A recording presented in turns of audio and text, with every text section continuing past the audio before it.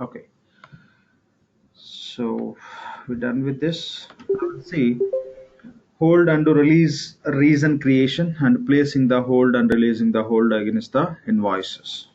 Fine. So we'll go with this concept. So this is an instance which we are using for practice as well as classes. So our user is Google.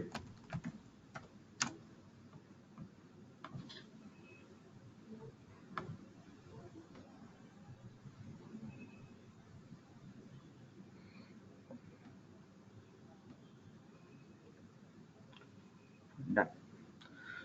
So now just navigate to invoice workbench.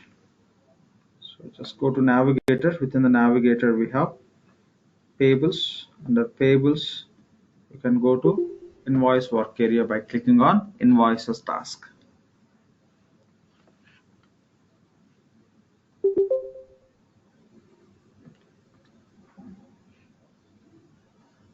So before that, what we'll do is just we'll go and create our own holds and release reasons. So we can have many predefined. Okay, so let me take this point to address what we are going to do.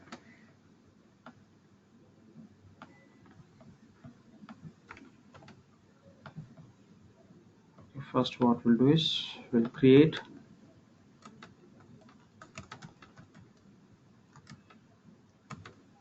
hold undo. Okay, it's all about the same, just type like given hold reason, create release reason. And after creating that, for testing purpose we'll go and create invoice and place hold on invoice, and then we'll see, and we'll try to perform some payment, try to make payment. So since hold is exist on the invoice, I mean when you try to make the payment, because of hold system should not accept, then we'll release the hold and we'll proceed. Okay, release hold and then you can perform any action on that invoice. We'll see these points. First we'll go and create one hold reason and release reason. The same reason will assign apply to invoice and we'll just release it, we'll just work on it. Fine. So to define the these reasons, it could be hold reason or release reason. Go to our project or FSM homepage, setup and maintenance.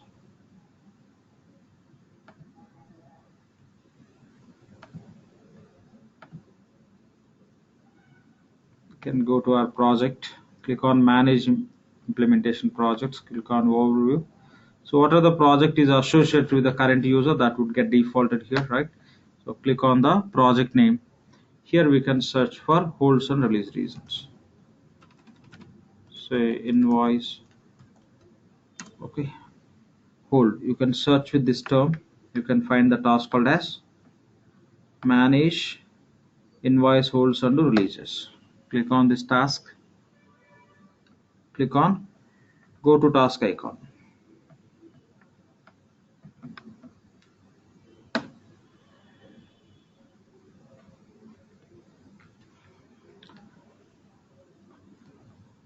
Just click on create. So we'll create one hold reason and one release reason.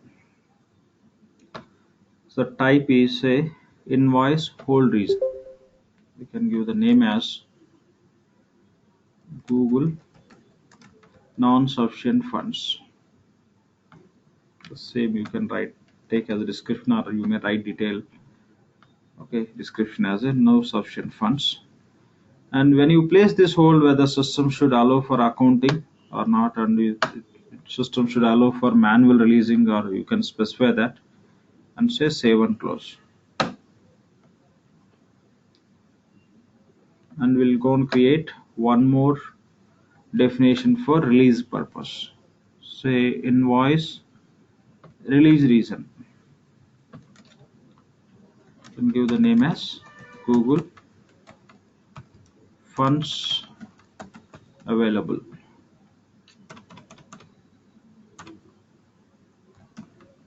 Sorry, the same we can take as, or you can create many reasons, right, for holding purpose and releasing purpose, that you can specify and say save and close. Then apart from that, you could see many predefined, okay, predefined hold names and release names. Since this is a vision instance, you can see many. In case of fresh instance, you can see limited hold reasons and release reasons. So since people are using this instance for practice, you can see big list of hold reasons and release reasons. Done.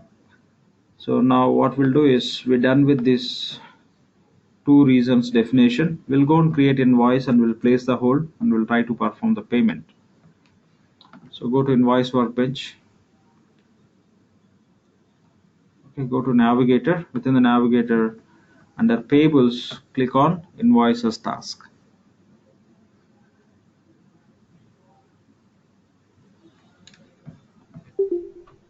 Go to task list. So these points, everything we discussed detail level, so we don't need to discuss again. Go to task list, click on create invoice.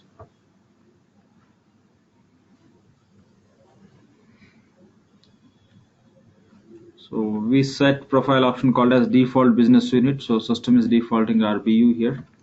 We can select our supplier. Supplier is Google Inc, right? That's what we created. Then system will default supplier site and do invoice currency. Yes, so defaulting. You can give invoice number as invoice 1. Enter invoice amount as 10,000. And you can enter the line amount, same 10,000. You can select distribution set, or you may provide manual distribution. Okay, let's enter manual distribution here.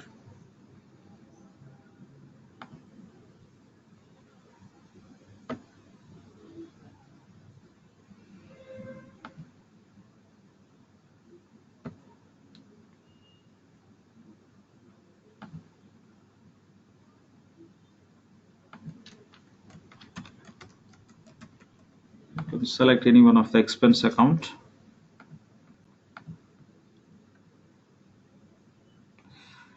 So in this environment, along with these three segments, just added one additional segment called as project. Okay, these I just loaded through spreadsheet wrapped implementation. You can just select any one of the project, or you can maintain some default value as a 0000 that you may select. Then say OK. We'll go and validate this invoice.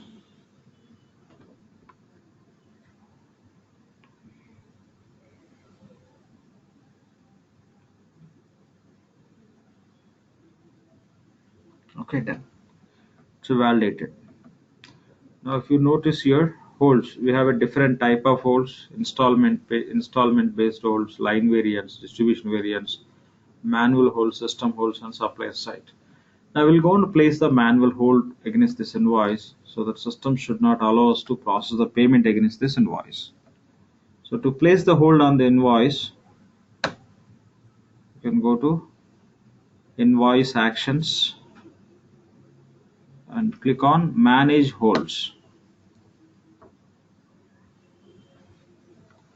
So here you can assign, you can just place the hold on this invoice. Click on add hold name. We given as a Google NSF, non-sufficient funds. The reason description system is defaulting. You can say save and close. So since we are placing the hold on that invoice, system should not allow us to proceed with the payment. So here you could say manual hold, one got placed on this. If you click on this one, it will display the hold which we placed, the name and description. And because we place the hold, see, system is changing the validation status to needs revalidation.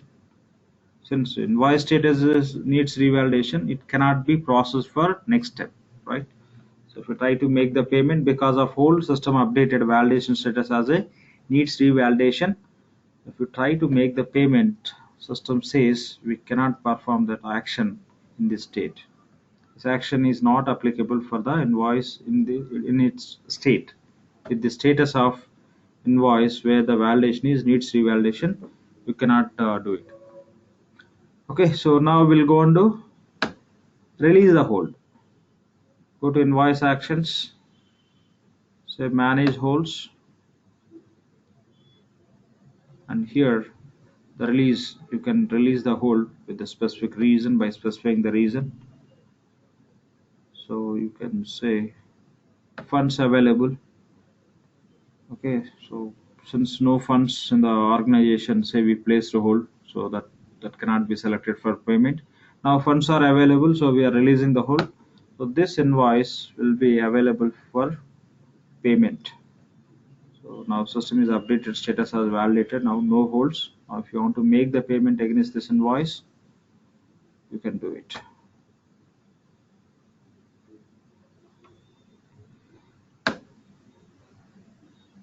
Right, it's allowing us to navigate to this pop-up page. That means we'll be able to process the payment.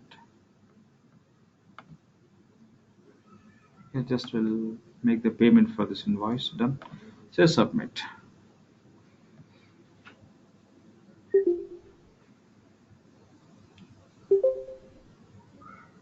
Done. Here you could see the status as paid. Same how much amount is paid also you can see. So you paid full amount. So this is how just you can create the hold name and release names, and you can place the hold on the invoice, and you can release. Based on that, system will just allow, or it will restrict respective actions on the invoice depending on whether hold is placed or not. Okay, so then that's all about invoice holds. Now we'll just move on to next topic.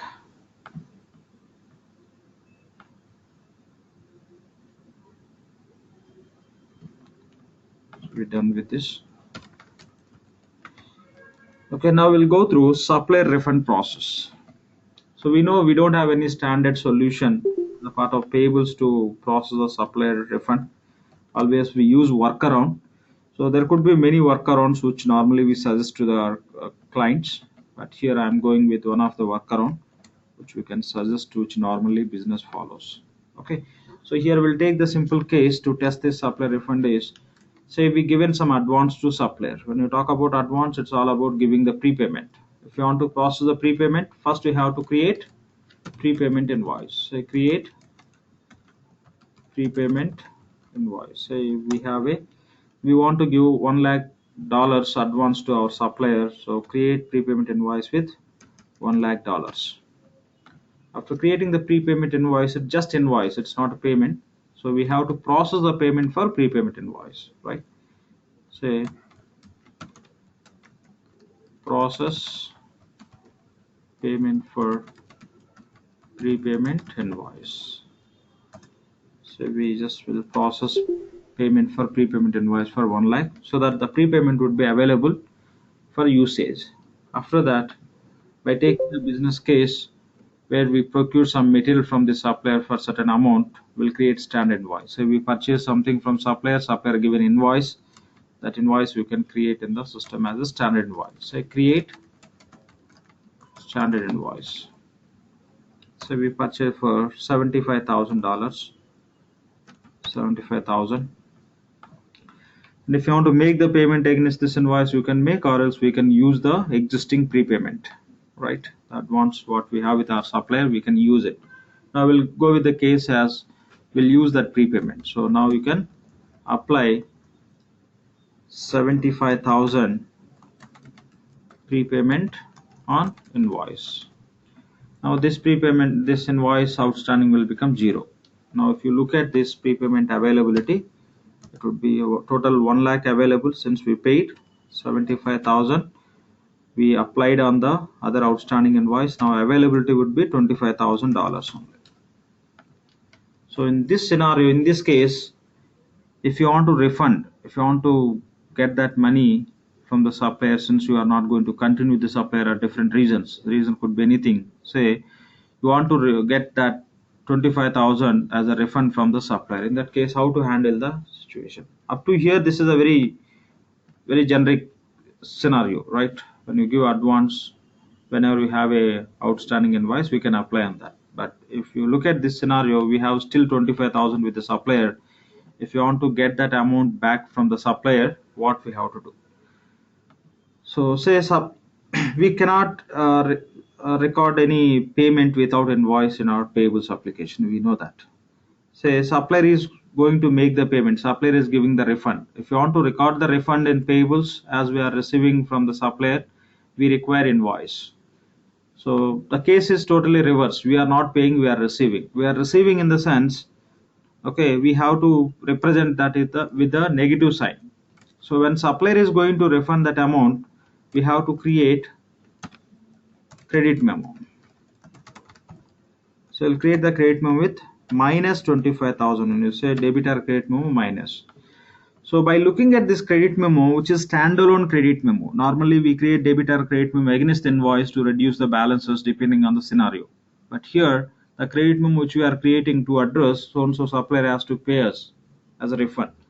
So by looking at this credit memo, we can understand the supplier has to pay us. Say supplier paid us, that we have to record as a payment only against the credit memo. So we have to record payment for credit memo, okay, for the same amount with which amount we are creating the credit memo. It's nothing but refund.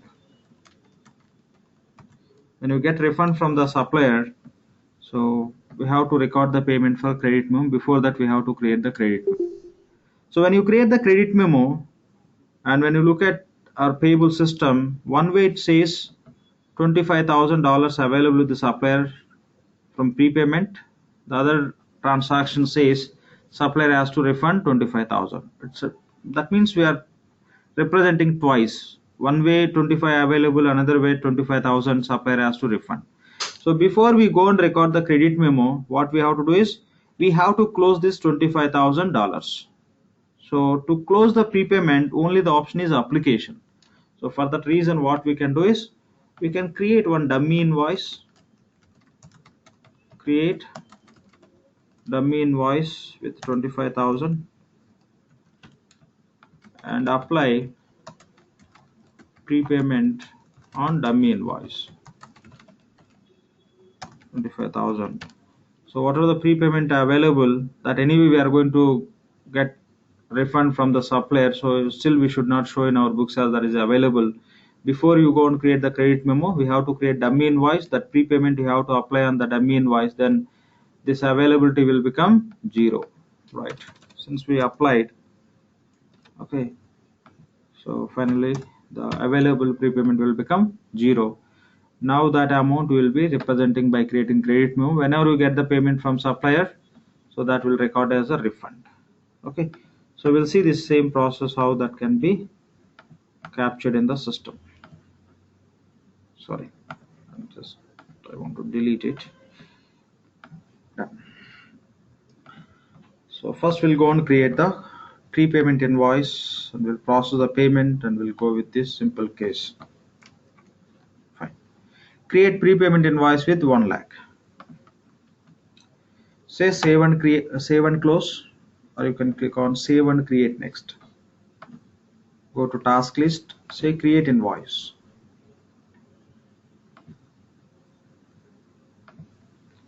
Supplier name is Google INC.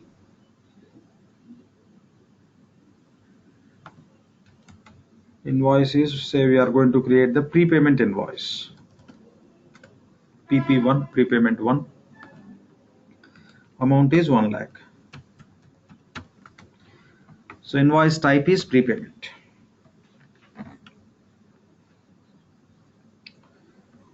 Fine.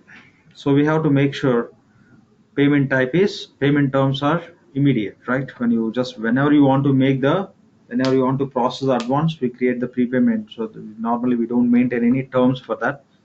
So we should go with the immediate payment terms. So enter the line amount, line amount is 1 lakh. So okay, so system is taking this distribution, the account amount from supplier side. Okay, if you have a supplier side level, it will derive. If it is not there, it won't take. The same happens in EBS also, right? So in EBS case, the supplier site level, these accounts are mandatory, but in the Fusion, they made as optional. Done. So now you can validate this invoice and you can process this prepayment invoice for payment. Status is unpaid. Say pay in full. Select payment process profile as a Google payment process profile. And payment document is Google check. Say submit. Now we can see this 1 lakh is available. The status of this invoice is payment is available. We paid, the same amount is available. If you want to perform the accounting, yes, we can do it, but anyway, it's not mandatory. Just to test this scenario, we'll just go and perform the accounting also.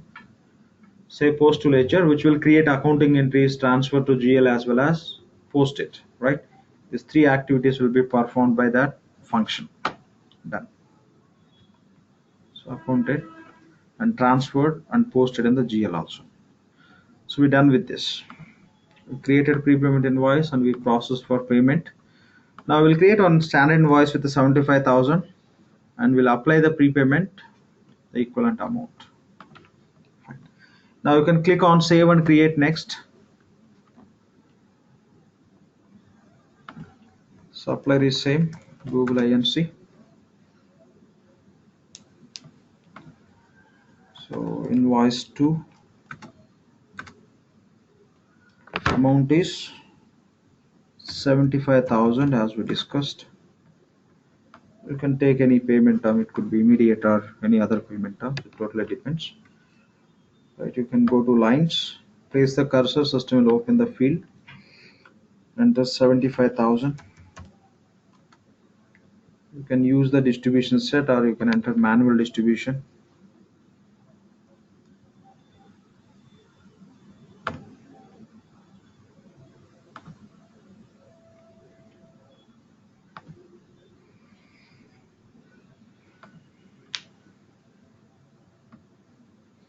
Select any one of the expense account.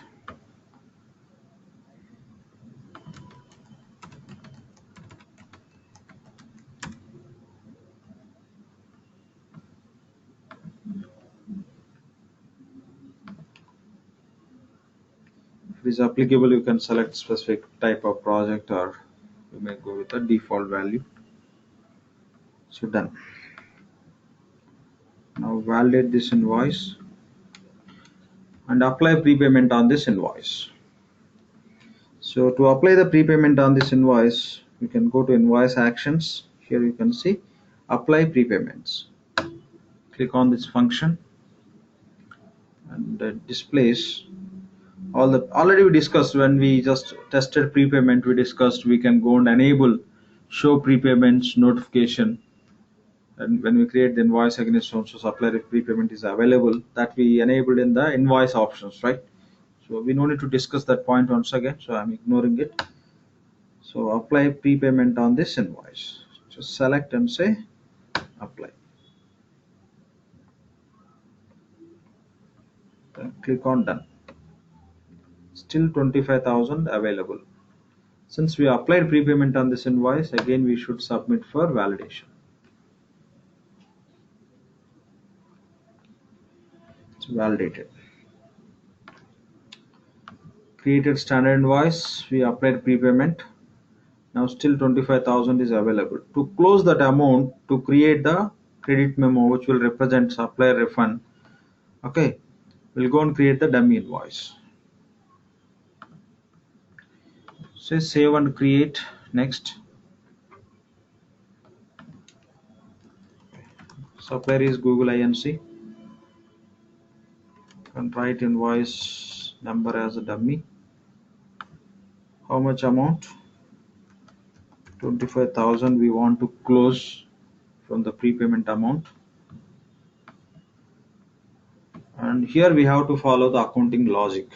Okay, you have to use some relevant account which we'll be using in credit memo also. In the dummy invoice will, whatever the distribution you take, it debits. In credit memo, whatever the distribution you take, it that will credit. That's how that will get knocked off.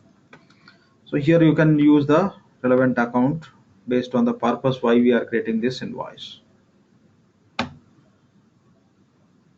Maybe prepayment adjustment account or supplier refund account you can take. That's how you can just follow the accounting logic. Just let's search with a refund. If account is available, we'll use it. Better we can go with advanced search and say description. We want to search which contains refund. Search. Some there are refunding of wages. No issues. You can treat this account is supplier refund account, and you can select.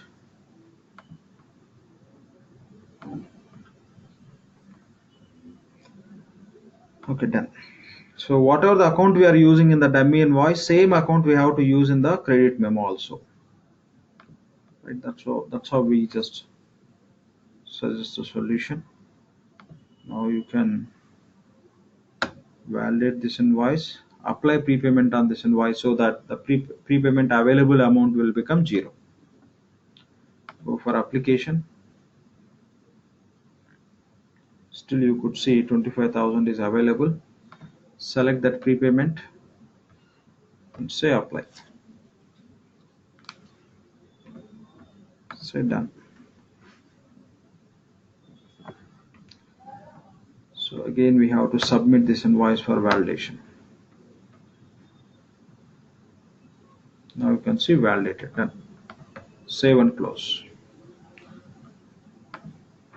Okay.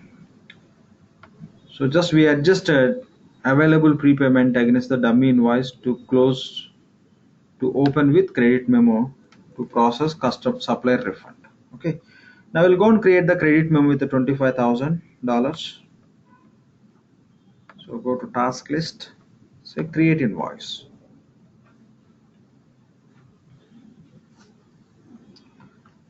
Supplier is same Google INC.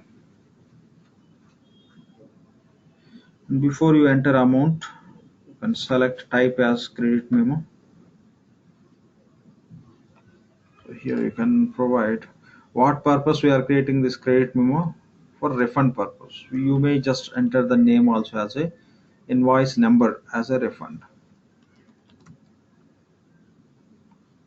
and how much amount supplier is going to refund, 25,000. Since it's a credit memo record, we have to enter negative sign, minus 25,000.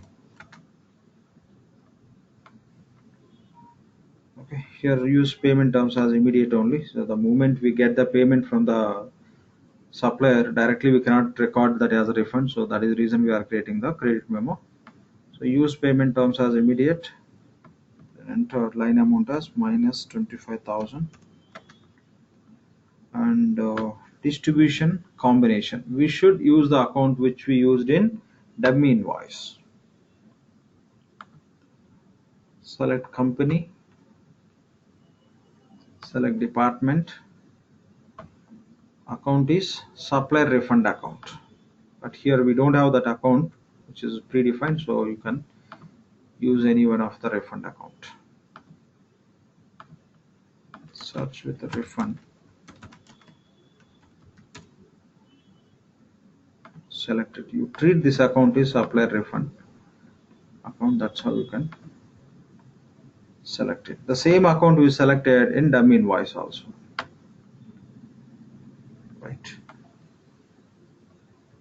So then validate this invoice. If you want to account it, you can account it. So accounting is anyway not mandatory to process the payment. So done. Say save and close. Now you can expand this to switch to payment workbench. So now we'll go and process the payment against the debit credit memo. So processing the payment against the debit or credit memo as a standalone, that comes under refunds, right?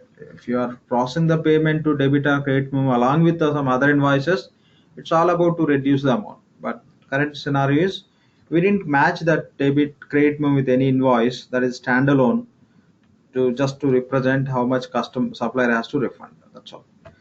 Just go to task list within the payment workbench, click on create payment. So select supplier name. Supplier name is Google Inc. You can just type and tab out, it will fetch.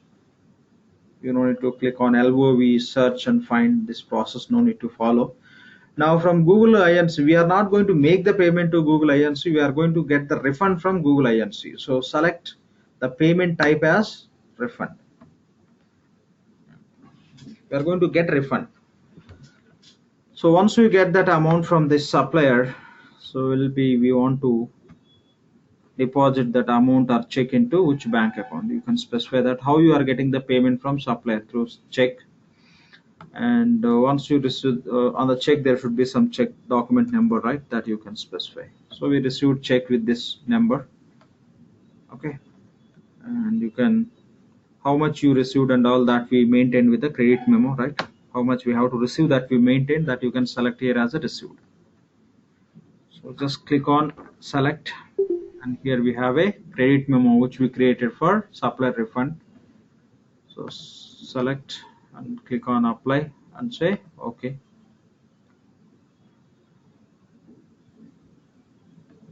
Then you can close it and say save and close. This is how we just record the refund even in EBS. The same is applicable in the Fusion also. There is no some enhancement or separate functionality, separate feature Oracle is providing.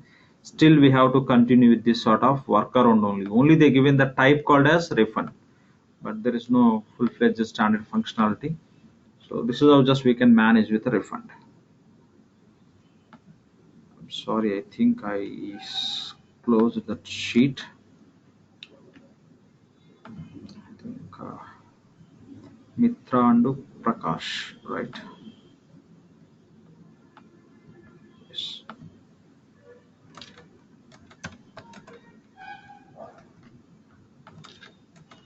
Prakash, I have to share instance. This is what I written in that spreadsheet.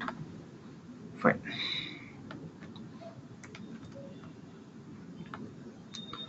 So that's all about supplier refund, how we can handle in payables. Okay. So now we'll look at next topic called as aging periods. So when I talk about aging periods, we know it's all about finding the age of invoice. It's all up to know past due of the invoices, current or future due. We can use the aging periods, and we can just create the periods or buckets how we require. So to test this functionality, first we have to create aging. Let me remove this. We have to create the aging periods. Okay, we have to run report, aging report. By selecting the aging period as a parameter, then we can get to know outstanding invoices at all. I think we don't have many invoices. Okay, so those may not result into this report. So just in this environment, only what are the invoices we created just now, those only we have. We don't have any other invoices. To fetch some data for this aging report, what we'll do is we'll go and create one or two invoices with the past date by giving the payment term as immediate, so that by today's system will treat those invoices as a past due. Okay, just we'll go and create two invoices so that we can get the result also into that report definition, report submission. Okay, Google Inc.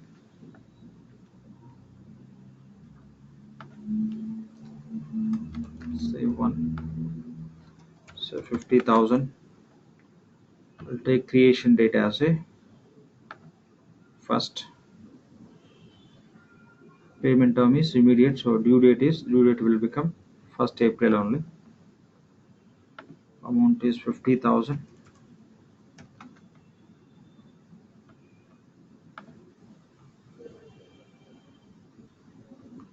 You can click on search. You can see all existing code combinations. You can select any one of the code combination. Just we are testing. There won't be an issue. So validate this invoice. Okay. Say save and create next. Create one more invoice. Google INC.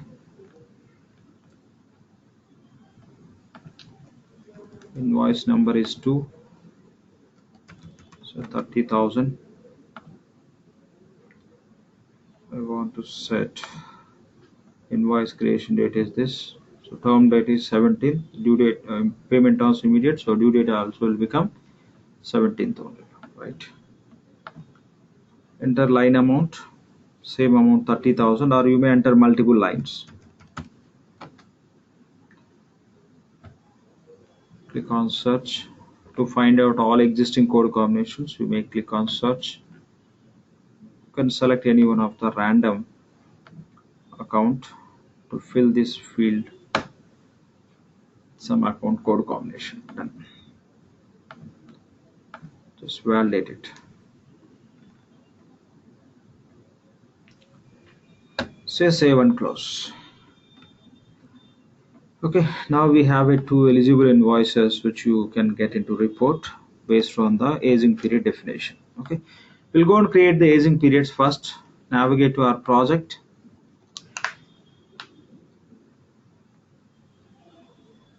Just click on task list, click on manage implementation projects, click on overview. It will route to our project, which project is associated with the current user, right? So open this project by clicking on the project name, search for aging periods. So task name is manage aging periods. We'll go and create 2 or 3 or 4 periods within the definition. So task is manage aging periods. Click on go to task icon. Say create. You can give the name as Google aging periods. Optionally, you may use the description. Then click on add aging period details. So column order. Okay. The first column within the report should represent which information. Here you could see that pop up. So we have to enter a negative number to report past due. Enter positive number. Okay, sorry. Enter positive number to represent the overdue past due. Enter the negative number to represent future due. Okay. So you can just say you want to know invoices which are falling under 1 to 10 days past due. Okay, so you can say 1 to 10. It represents 1 to 10 means 1 to 10 past due. Here, how system should display that column when you run the aging report for this range of the days. It should display the column name as a 1 to 10 past due. That's how it should represent. Same way you can add 2 or 3 more columns into the aging period definition, which will be coming in the report. So column 2, say 11 to 20 days past due, 11 to 20 past due invoices. Add 2 more columns, 21 to 30.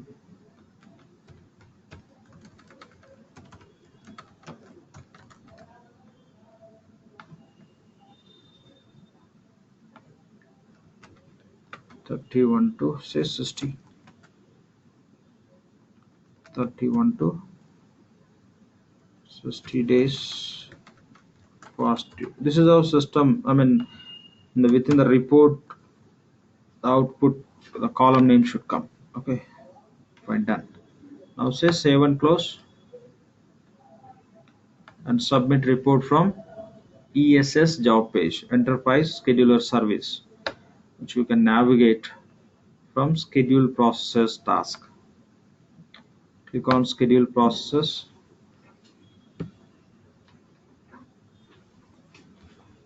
So go to Schedule New Process.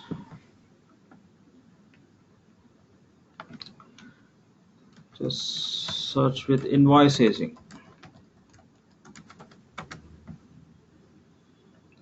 So payables InvoiceAging report. Select and say OK. What it will do? It will list out unpaid invoices according to specified aging periods. Okay, unpaid. Those unpaid can be past due or current due or future due. That totally depends how you define within the aging period definition. Business unit, select RBU. RBU is Google Business Unit, right? Google US Business Unit.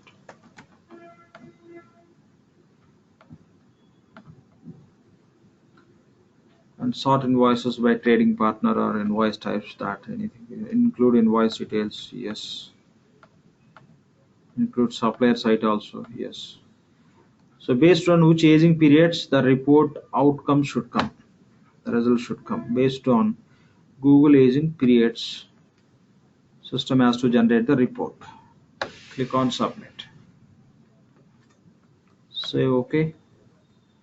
Just monitor this job which we submitted just now. Just keep hitting on this refresh icon.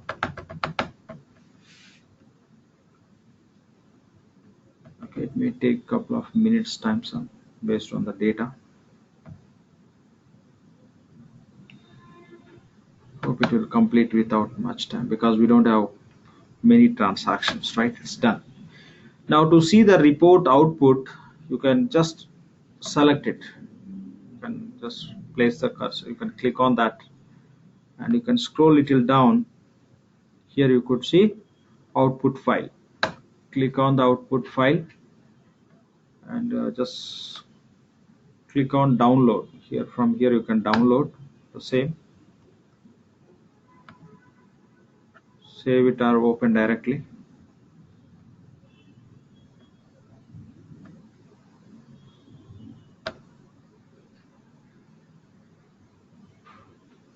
Now here you can see the report output.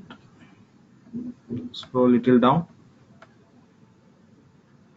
So we created 4 buckets or 4 periods within that, right? 1 to 10 days past due, 11 to 20 days, 21 to 30, 31 to 60. So 2 invoices we created, 1 to with the past date and the due date also past. So that's the reason it's capturing. The invoice 1, it is falling under 21 to 30 days past. Reason we created with the 1st April and due date also 1st. So by this time it is falling within this range. The second invoice is falling under 1 to 10 days past. So this is how just you can create the aging periods based on the data availability out unpaid invoices. You can produce a report. So that's all about aging periods. So you won't see any difference when you compare with EVS, right? If any difference in terms of setups or process, we'll be highlighting on that. Fine. So here now we can custom roles. So what I'll do is this custom roles I'll take you through in the one separate session. Maybe in tomorrow's session we'll see, because we will try to spend complete entire session for the custom roles so that we can go through everything and we can connect. If we start with the custom roles and all, maybe we have to end this discussion in the off of the custom roles concept. So instead of going with that, we'll go with some other concept. In tomorrow's session we'll see the custom roles. We'll go through all these points. For today we'll go with a few other concepts. Anyway, we are marking with the status each and every topic. So create accounting entries and transfer to GL. Just I'll take you through that. So just very known process. So if you want to create accounting entries and transfer to general ledger, the accounting entries for invoice, payment, when you talk about cash management, reconciled payments, whatever. If you want to process, you can go to invoices workbench and click on task list, and if you scroll little down you could see create accounting. This is the one option. Otherwise you can go to directly schedule process. From there you can find the create accounting job and you can submit from there also. Instead of navigating to schedule process, directly here we have a function, okay, which you can select, which you can navigate directly from the invoice workbench. So you want to create accounting entries for which application? Say payables. So which ledger associated BUs related payables? Ledger. Lakshman? Yeah, please. Yeah, actually, we have done accounting in invoices. Then what is that purpose? See, we can create accounting for the invoices. You can mute from your side if you don't mind. Anyone after question you can mute so that when I speak or in other cases so that there won't be any background noise. Fine, done.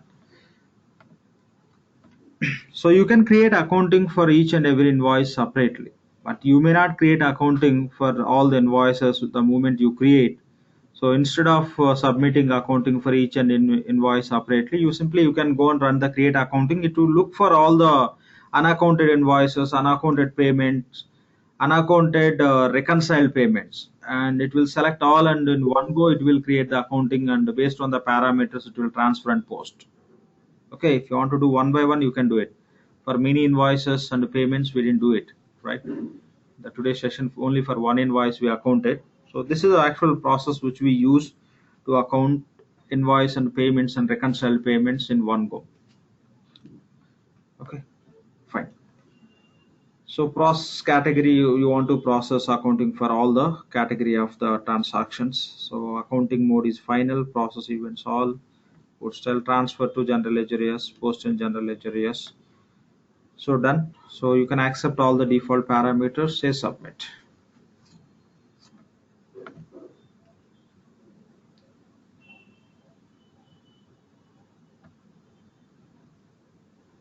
Now you can cancel and you can go to ESS job page and you can monitor that job.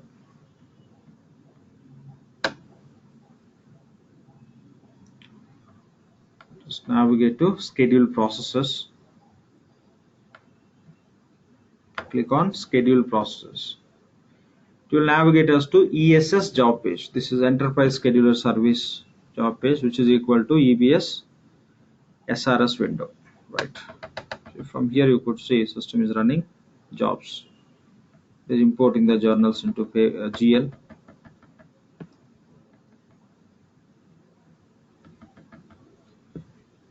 If you want to see more running jobs, you can just expand it.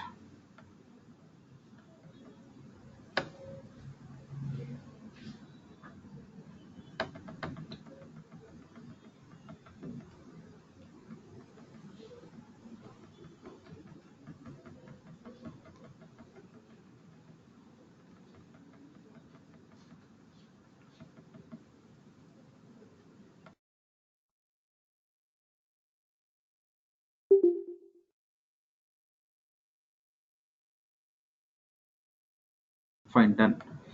So now we'll switch to GL and we'll just look into these journal entries which are flowing from payables to GL.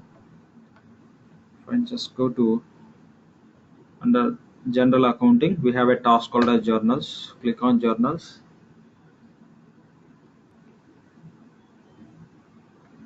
Go to task list. Click on manage journals.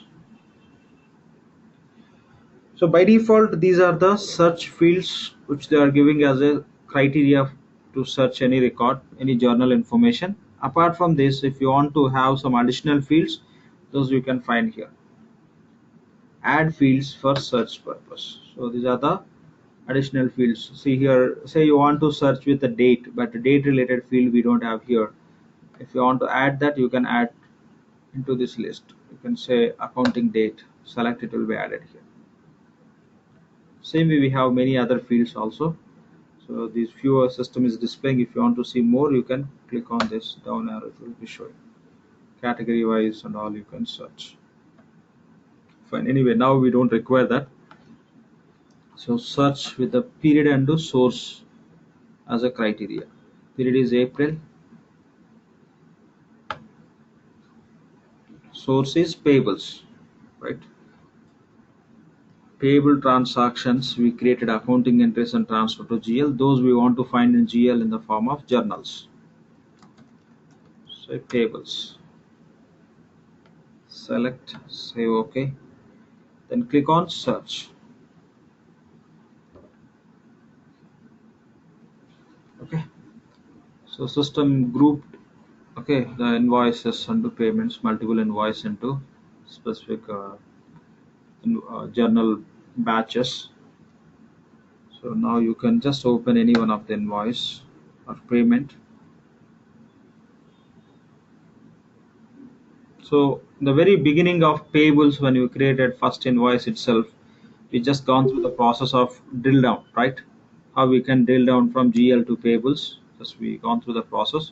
Again, just will touch base on that. Okay, you can just open any one of the journal by clicking on the journal name.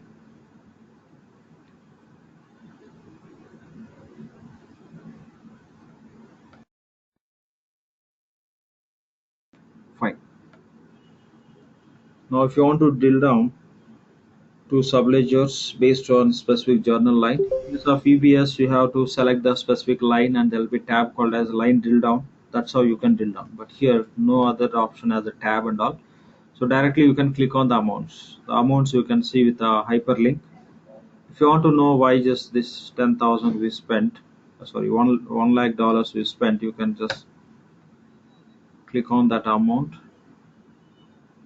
and it is taken to the reference to journal lines, okay, which are part of SLA, and you can expand that additional information related to transaction. You can get to know all the details. If you want to view the source transaction from payables, you can click on view transaction. It will drill down to payables with read-only mode. Okay, so here you could see that is related to prepayment. For which supplier we given all the details we could see. So this is how we can drill down from GL to payables. And we can override the accounts, how that reflects in GL. Those points already we discussed as a part of payables. Right, done. So that's all about creating accounting entries and transferring to GL. And we'll look at this payables to general ledger reconciliation. Okay, so when I talk about payables to general ledger reconciliation, so in case of EBS, it's a completely manual process where you have to run the reports and manually we have to verify. But here, they need some enhancement for such kind of process which we do manually. So if you want to reconcile the payables with the general ledger application, first you have to run payables to say run payables to ledger reconciliation. Okay, this is one process which we run. What it will do is when you are running this, okay, before that we have one more point to discuss. Let me write here. When you run this process, what system will do is at the time of submission, we provide system has to fetch which account balances from payables under GL. At the time of payables to general ledger reconciliation process, we will provide the control account, which account we are maintaining the liability amounts, accounts payable balances. We have to provide that as a parameter. Then based on that account, with the same account, how much balances we have in payables, how much balances are available in GL, it will fetch and will run the payables to general ledger reconciliation. That report will display what is the variance we have between the payables and GL with respect to the control account. Okay, so just I'll give you the points and I'll show you. If you have any questions, you can raise those points, please. Okay, so first we have to run that. Before that, after running that, system will fetch the balances with, and it will maintain with a specific title. The title also we can provide within this process only. After that, we have to submit payables to ledger reconciliation report. Here, this is the process to fetch the balances. This is the report to display the balances which are fetched by this process. Prior to that, what we have to do is which account you want to use, which account you are going to use for reconciliation purpose for payables, that you have to mark as with the financial category. Say set value attribute. In set value attributes means as per EBS value attributes nothing but segment qualifiers. That means for the control account we have to assign the segment qualifier. Here value attribute we are calling, or you can, that point you can see there when you go there, or else say set financial category. See, when you say financial category, okay, let me write it. When you say financial category, it's a value attribute. So allow budgeting, allow posting, account type, reconcile, financial category, these are value attributes. Nothing but segment qualifiers. In EBS, in Fusion, same we are calling as value attributes. We have to set financial category for control accounts. You may use one or more than one to manage your liability. You may use multiple control accounts also, maybe for domestic suppliers and foreign suppliers and different category of suppliers. We may have a multiple liability accounts. For all those accounts, you have to set the financial category as a accounts payables. Let me write that also. Set financial category for control accounts as accounts payable. That means what are the accounts payable account we have in our value set. For that we have to set the financial category also as accounts payable, so that system will understand, and when you run this process, the same account we have to select, it will fetch the balances. We'll get to know a complete process, but just notice these 3 points. First we have to set what are the control accounts we have which we'll be using in the reconciliation. For that we have to set the financial category. After setting the financial category, we have to run payables to general ledger reconciliation process, which will fetch the balances from payables and GL with the respective account. If that's a specific account, what are the balances are available, it will fetch, and it will just the fetched balances. To hold the fetched balances, we can give some request name also. That by using that name as a parameter, we can submit this report. So what are the balances are fetched with a specific control account from payables and GL, that would get displayed through this report. This report will show the differences for the control account from payables and GL, and including the reasons also. It will show the reasons also. What is the difference we have? What is why the difference is causing? The detailed information we'll get to know. That's how we can simplify the payables to ledger reconciliation. We'll go through that process. First, we have to set financial category for the control account. So, what are the account we are using for our payables? For that account, we have to set the financial category. So we'll go and check which account we are using in the common options. The same account system will derive for each and every invoice creation, right? Otherwise, if you give at supplier level, that will derive, but we didn't give at supplier level, so all the time system will take from common options. So first verify which account we are using in our common options as accounts payable account. Because since this is a test environment, we are using the corporate account value set. There could be many values which are created by different parties who are practicing on that instance. So better we'll go and check which account we are using, so that we can get the result. Otherwise, if randomly if you try with one account, that account with that account there may not be transactions with our ledger and the BU, so that won't produce any results. Just go to common options to cross verify which accounts payable account we are using.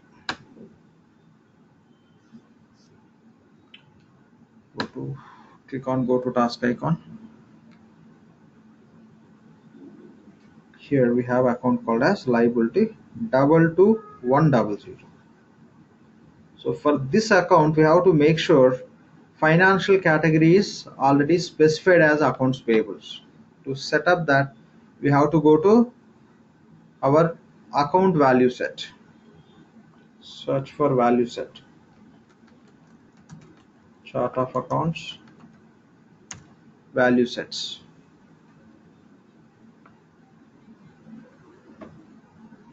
Click on manage chart of accounts value sets.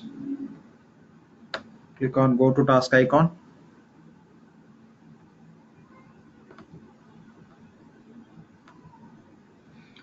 So which value set we are using as a part of our chart of accounts? For company, department and project, we just have our own value sets, but for account we are using corporate account value set, which is predefined only in the vision instance, right? So search for the same corporate account value set. So here is the corporate account value set. You can click on manage values. So as an accounts payable account, as a part of our common options, we are using the account called as 22100, right? Search and find that account within the value set, and make sure that you are just setting financial category as a accounts payable. So here we have a financial category. We know this allow posting, allow budgeting, and account type, third party control, reconcile, financial category all comes under value attributes. Nothing but segment qualifiers as per EBS. This financial category is the new value attribute in the fusion. So since this is accounts payable account, we are using control account for payables. You should mark it as a accounts payable. So then system will allow us to use this account for reconciliation purpose, where the process will fetch the balances which are existed with this account in payables under GL. So this is a category classification you have to provide.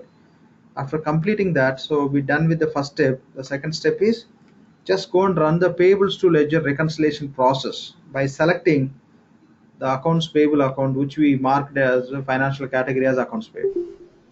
Or simply say which account we are using in our accounts payables, that account. That's it. So just go to ESS job page.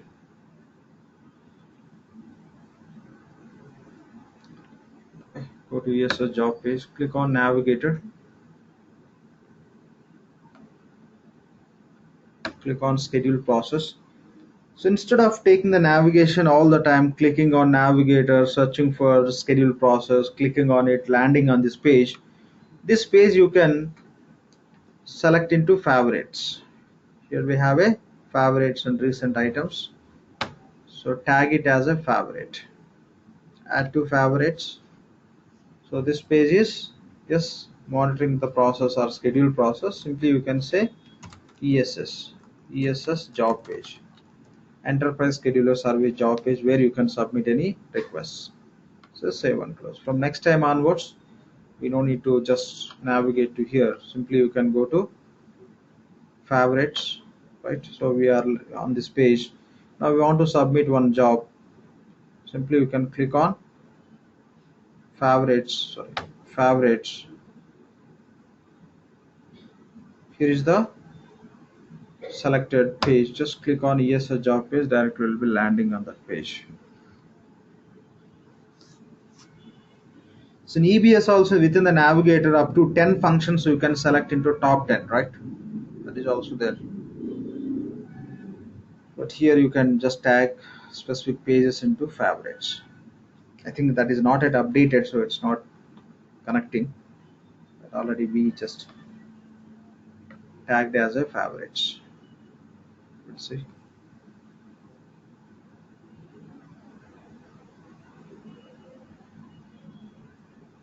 No, it is not yet updated into that that specific services. So you can try after some time. It should work. For now, we'll go with the manual process. But just I'm trying to give you the point.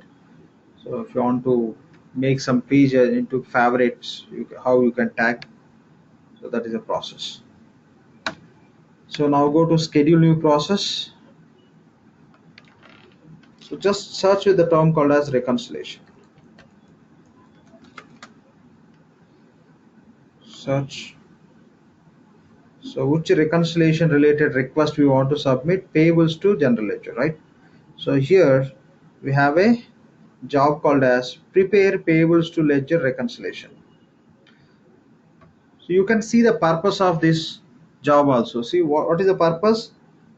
So this job prepares transaction and accounting information for reconciling Oracle Fusion payables to Oracle Fusion general ledger. Okay, this job prepares the data and it will keep ready for reconciliation.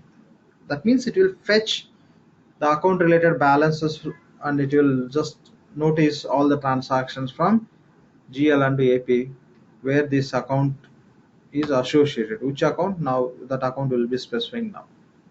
Select that job and say OK. Request name.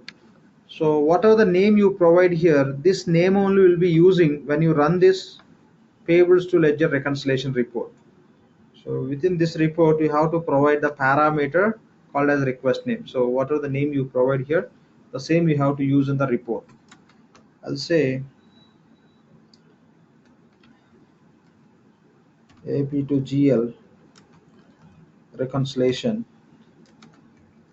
for April 18. Okay, this name will be available as a parameter when you run this payables to ledger reconciliation report. So select ledger, and if you want to run the reconciliation for all the BUs which are associated with this ledger, you can go with the open submission, or else just you can have a specification of you want to run this for which BU. We have only one BU which is associated with this ledger, so only one you can find here. We want to run this reconciliation for which period? April 18. And here we have to specify the account. This reconciliation, we are running this uh, job to fetch the balances from AP and GL against which account. That account you have to specify here. That's very important.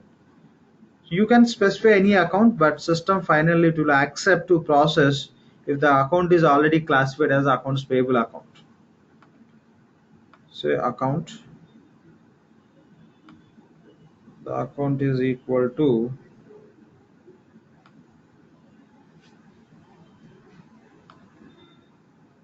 double two one double zero, right? So this is the account which we used in our payables for our BU. Then say OK. Now it would be selected as a okay some condition criteria to fetch the balances. This is how just we have to give. Remember this name. This name will be using in the report submission time. So all these balances what system will capture for this BU for this period with this account from payables and GL will be maintained under this title only. Just click on submit.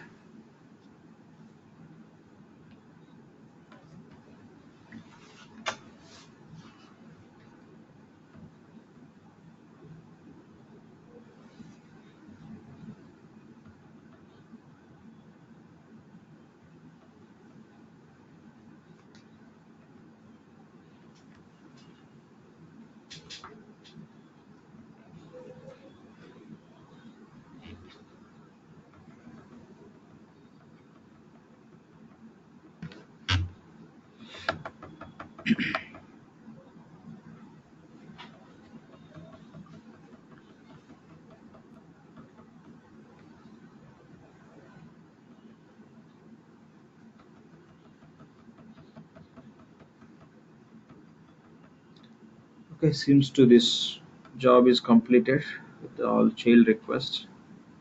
Still it's running. We'll wait for some time.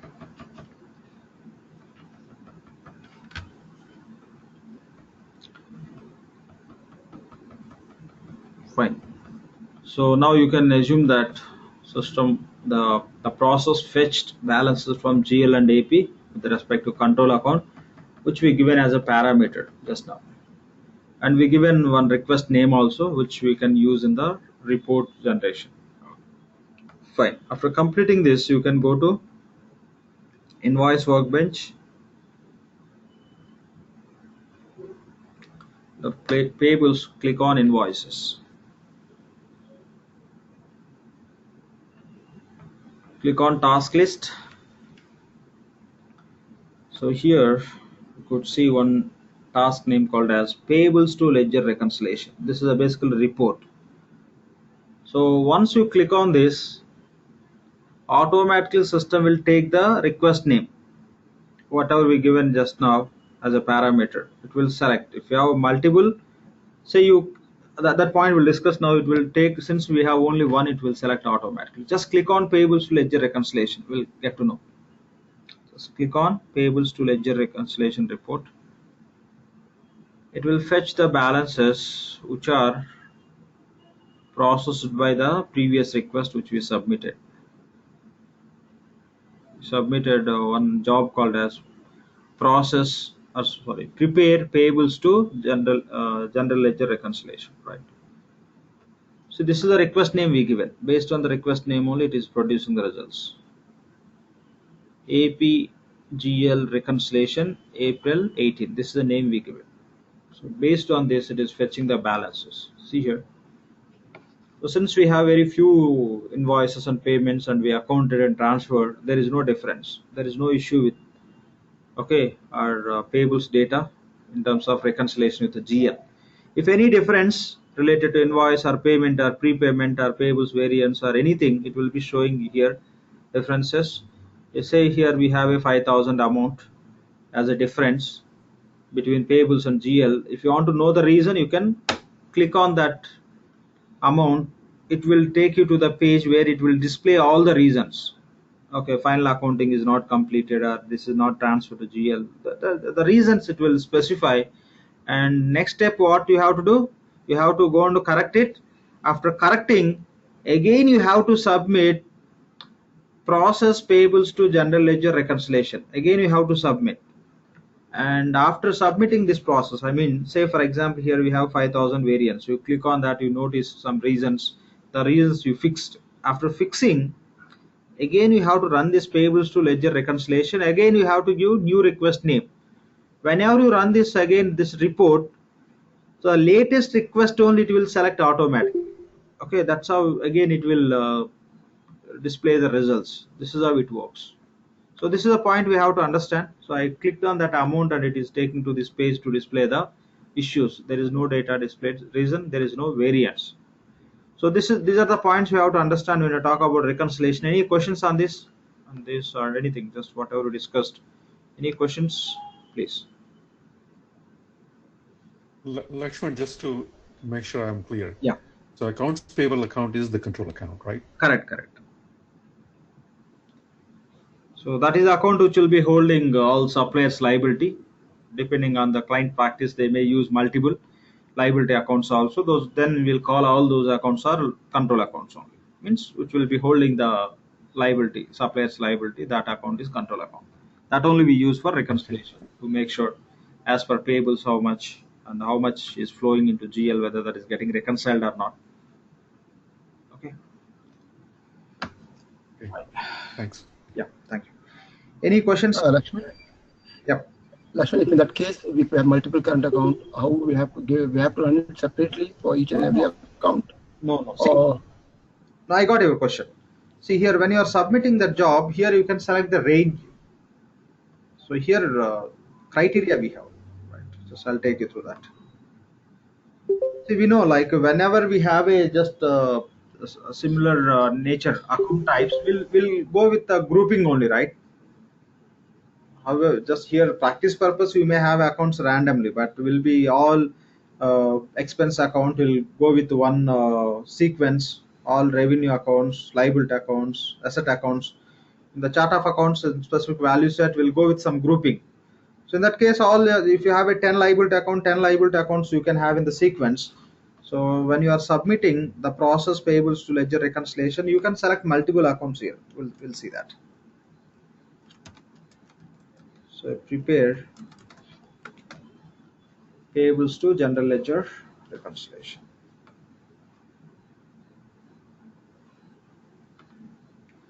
When you submit this, here just by default it will open like equal to. criteria it will open. If you go with this, click on search, here add field, say account for example. Here you have a selection, say between. You can select multiple accounts here. Okay, fine. Say you have a liable accounts double two. What? Yeah. Okay, got it. Yeah. Yeah, this is how you can do it. So any other questions, please? Yeah. Okay, got it. One more thing. If I'm correct, this report is run to check whether the payable invoices, which payable have been accounted or paid. That difference, if I'm correct, what I've understood from this. Yes, yes. We have to end of the period. Hello? We have to make sure that the two sides, the same balances are reflecting. If there is any variance, we have to identify why that variance is coming. If this report is Okay, thank you. showing any variance, that primarily based on the result of our system only, and there are some other points which you have to think on. Maybe data is flowing from third party systems, etc. Those are some additional things. This report can help you to give you the information based on the data which is available in our payables and GLs application. Thank you. Thank you. Yeah, thanks. So this process is simplified. Now just in every period we have to do the reconciliation, but manually we have to run and we have to search for the different reasons. So we don't find all the clues, what are the reasons. We have to manually start finding it, right? So now they simplified, and it can be captured by system itself. It will produce the report with the listing the reasons. Simply you can go and correct, and you can rerun the process of the payables to ledger reconciliation and the report once again. That's how easily you can do the reconciliation. The same process is applicable for other applications also. Same is applicable for receivables. When you work on receivables anyway, we'll go through it. Fine. So just we gone through these very few topics today: holds and release reasons, supplier refund process, aging periods, payables to ledger reconciliation. So any questions from anyone, please? If no questions, we can wind up for today. Tomorrow session we'll go through this custom roles.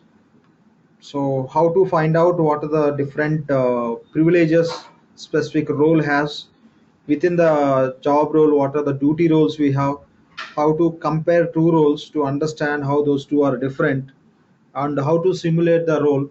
We'll see that in the system, and how to copy the role and how to do the modifications, how to create the custom role altogether. If you are creating the custom role, what are the points you have to consider. Okay, we'll go through all these. Maybe we need one session to work on all these aspects of this custom role definition. So we'll be working on the custom roles tomorrow. If time permits, we'll go to the next topics also. Otherwise, maybe we may limit it to the custom roles topic only for tomorrow session. So any questions from today's session or from previous sessions, or if you have any issues with instance, okay, any doubts or queries, please let me know. We can discuss now. We're done with the session. If you want to drop from the session, you can go ahead. If you have any questions, we may stay back and we can discuss. Okay, that's all for today. So see you tomorrow. Have a good day and good night. Thank you all. Any questions, please?